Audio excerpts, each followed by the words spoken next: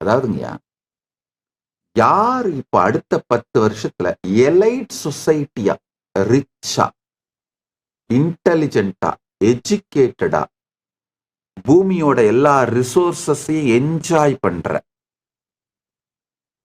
Elite சொசைட்டியா மாறப் போறாங்க அப்படின்னா,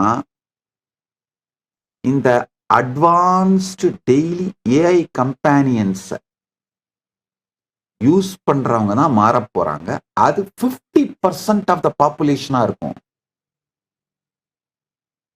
மீதி 50% பாப்புலேஷன் இந்த எலைட் சொசைட்டியை ஃபாலோ பண்றவங்களா இருப்பாங்க. அவ்வளவுதான்.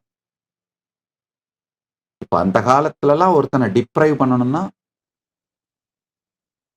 எஜுகேஷன் டிப்ரைவ் பண்றது, இல்ல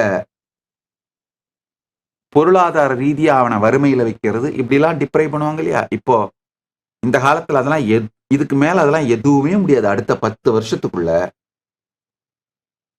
யாரையுமே நீங்க எந்த விதத்திலையும் டிப்ரைவ் பண்ண முடியாது. இந்த டெய்லி ஏஐ கம்பேனியன்ஸை யூஸ் பண்ணாம போறவங்க தன்னைத்தானே டிப்ரைவ் பண்ணிப்பாங்களே தவிர, டெய்லி ஏஐ கம்பேனியன்ஸை யூஸ் பண்றவங்க எல்லாருமே எலைட் சொசைட்டியா மாற போறாங்க. அது 50% ஆஃப் த பாப்புலேஷன் அப்படிதான் ஆக போகுதுங்க.